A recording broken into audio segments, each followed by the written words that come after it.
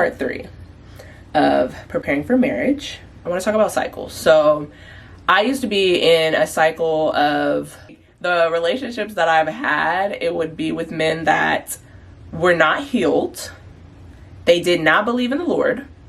And if they did, they wouldn't have a strong relationship with him. Like, these were not men of God. Like, none of the men that I've been in relationships with or that I've dated were Christian men. That was partly because I think that because I was not healed. Let's just talk about cycles, okay?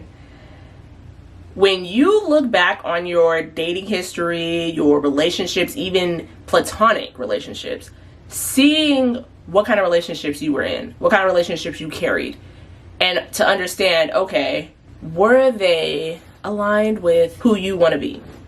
Did you constantly get into relationships, friendships, and with people that were not believers, that were believers, that were trying to lead you astray, trying to lead you into sin? Were you always going out to clubs, partying, drinking, doing drugs, like fornicating? Were you having those conversations about, oh, girl, do you want to get married? Oh, boy, do you want to get married? Like, not necessarily to them, but, you know, like, were you having those kind of conversations? Understanding the cycles that you had, understanding if they were toxic or not, or if they were of God or not. Because if they were not, then it is great. And if they were, it's great for you to understand that now when you are getting ready and preparing for marriage. That way you know, okay, these kind of things I don't want in my future. I don't want in who I am as a spouse, you know, as a woman of God, as a man of God. Is this what God wants you to be doing? Does he want you to walk the short and narrow path? Yes, he does, first of all, because that's in the word.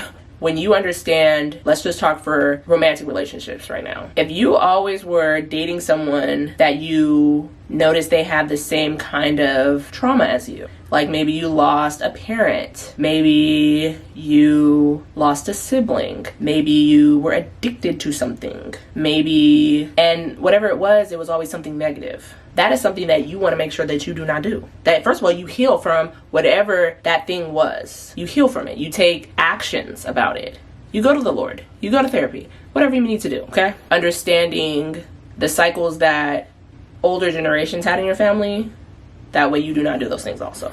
Now that I understand the cycles that I was in and the kind of men that I was attracted to and attracting, I know that, you know, sometimes you are supposed to use your godly gifts for people, but you're not supposed to be in a relationship with them.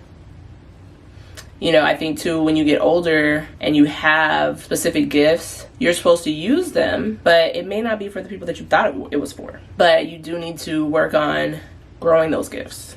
The next video is going to be about generational curses. So if you are interested, please stay tuned and go to the next video and check it out. If you guys have any questions, please feel free to leave a comment. You know, ask me what you have questions about, and I will try to answer them, and of course answer them in the most biblical way possible.